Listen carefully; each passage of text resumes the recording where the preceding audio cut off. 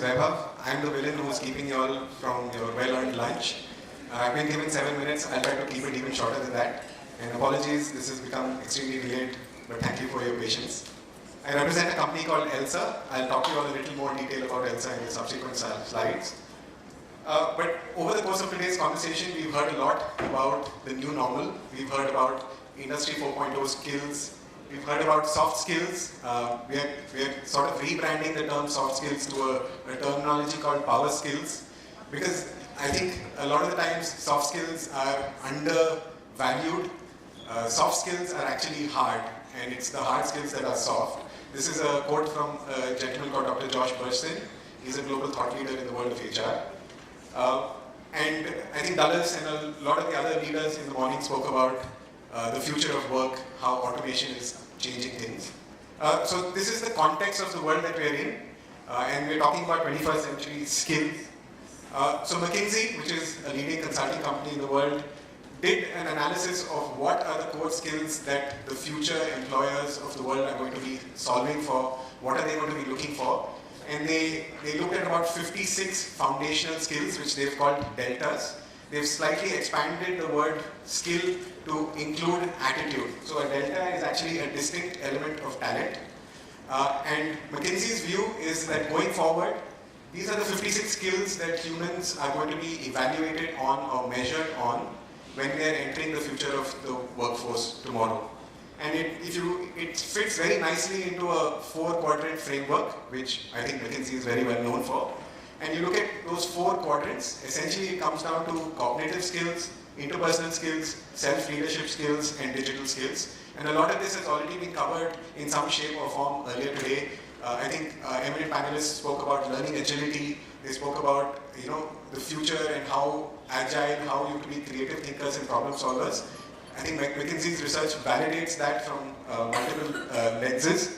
But at the core of those skills, even if you look at the context of one of India's largest employers and IT recruiters, even if you look at an employer like Infosys, they fundamentally solve for the same set of skills. It all comes down to areas of creativity, critical thinking, problem solving, but at the core of it, it comes down to communication. I think Dulles spoke a lot in the morning about how machines are taking over, and we're in this human-machine interplay world. Of course, machines are continuing to do a lot more of things. A lot more of things can be automated, which, those processes will continue to be remaining automated. But there are certain skills or there are certain roles that cannot be automated. And we feel that the future is this interplay of human-machine interaction, where humans and human interaction will still have a strong role to play.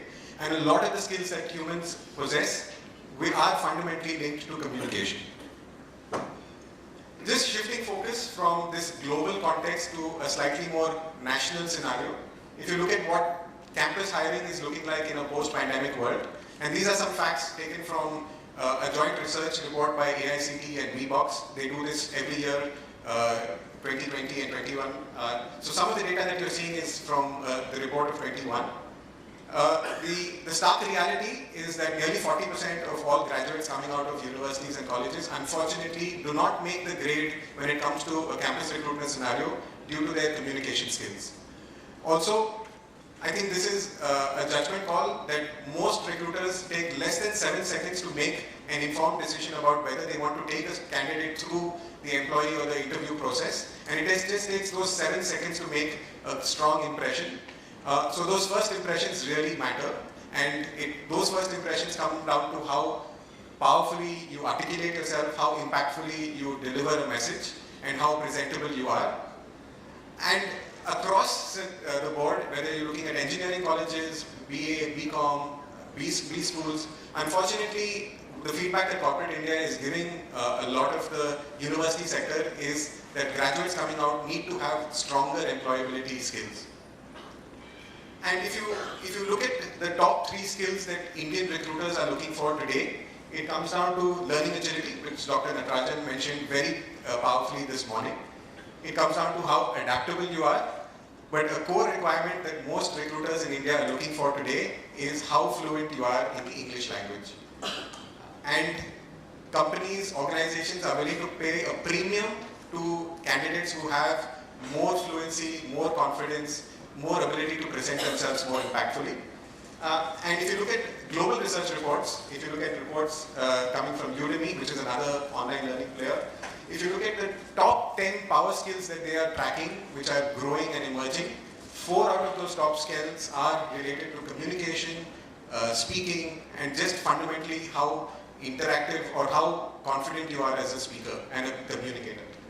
In fact, Mr. Narayan Murthy himself said in one of his talks that whether we like it or not, English does have to become the language of business for India, and we need to start training our young graduates to be more confident, more comfortable in the field of communicating and speaking English. And this is not a journey that happens overnight. English is something that everybody learns right from a schooling level. Probably the emphasis on speaking is not as important as the emphasis on reading, writing, and grammar. But when the learner comes into a university environment, probably the emphasis on articulating yourself more, because as you progress in your career, it's not just the written communication that you are measured on, it is how impactful you are in making presentations, it is how impactful you are in coaching other people, how impactful you are in managing people and teams, and all of that at the core comes down to something as fundamental as communicating effectively. And that is where ELSA comes into play. And just a very quick context on ELSA. Coursera has a Stanford connection. ELSA, incidentally, also has a Stanford connection. Our founder, Ms. Vu Van, is a Vietnamese origin entrepreneur who was academically brilliant in Vietnam, but when she moved to the US to study her master's in education and her MBA at Stanford University, she found herself in a global peer group where she found her communication skills, her fluency skills to be a bit of a drawback. And that made her a lot more conscious, a lot more introverted, wasn't able to come out of her shell, and felt some opportunities missed her during Stanford. And to correct that, she got together with a globally renowned speech scientist, and they created this company called ELSA. We are a 6-year-old startup headquartered out of Silicon Valley, funded by Google. And at the core of what we do is we use artificial intelligence to help learners understand where they are on the spectrum of native English fluency. And once ELSA has been able to calibrate where learners are on the spectrum of fluency, it is then able to personalize, adapt, curate, and recommend a daily learning path to every learner at scale. So irrespective of what your areas of strength are or what your areas of improvement are, ELSA has a personalized and adaptive learning path for each and every learner at scale. We currently serve nearly 4 crore learners across the world, across the non-native English-speaking world. Countries like Japan, South Korea, Indonesia, Vietnam, obviously India, we have 3 million learners in India, Middle East, Africa, Latin America, and Brazil. These are areas where we are strong in. By design, ELSA has been created to help non-native English speakers become more fluent in the English language. And given that we are in this esteemed panel of higher education leaders, ELSA has a customized offering for higher education campuses, universities, and colleges. We have a breadth of solutions. Our core flagship app is ELSA Speak, which is the mobile app which has 40 million learners across the world, and the ability to give you pinpoint accurate feedback on where your areas of improvement lie, and then take you through that journey. And for universities and colleges, all of that data sits on a rich enterprise analytics dashboard where each learner's progress and learner's journey is captured, and program managers, placement officers, departments of English can look at that learning experience and make more recommendations to what new learners need to learn on that platform. In addition to the ELSA Speak and the dashboard, we also have the ability to standalone assess learners on their fluency, also on their listening, speaking, reading, and writing skills. And because employability is the theme of what a lot of us will be talking about, essentially students need to be a lot more confident when they attend campus interviews, placement conversations, and speak to potential recruiters. ELSA has a product which allows them to understand, firstly, it captures unscripted speech. So a very important interview question always asked is, tell me something about yourself. And if someone is practicing on ELSA, they could speak for minutes, 2 minutes, as much time as they want. ELSA will give them detailed feedback on what are the dimensions that they are strong at. It will give them feedback around areas of grammar and vocabulary. So it's a holistic package that helps learners improve their fluency and also their confidence. And we are here to partner with universities. Everyone also in earlier panels mentioned that this is not something that happens in isolation. We need the partnership of universities, we need the partnership of career services teams, we need the partnership of program of heads of departments of English, and in order to serve the student who is the core of what we do. And our ultimate impact lies in how many of our students become a lot more fluent in the English language, how more confident they become. So students who spend about 3 months on ELSA, about 95% of them say that they will be able to improve their confidence and level of comfort when it comes to speaking the English language, which is the true testament or the true data point that this is our true north, getting students to be more confident in attending campus interviews. So if you spend just about 10 minutes a day, you could, on over a period of 3, 6, and 9 months, you will find yourself significantly improved on your English speaking fluency. So I'll probably pause there.